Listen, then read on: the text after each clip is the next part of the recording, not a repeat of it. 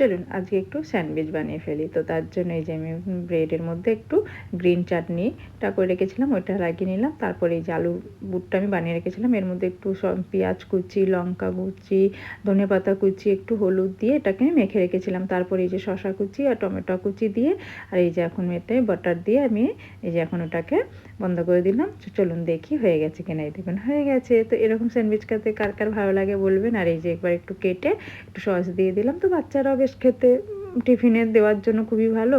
তো এই যে আমার স্যান্ডউইচ রেডি।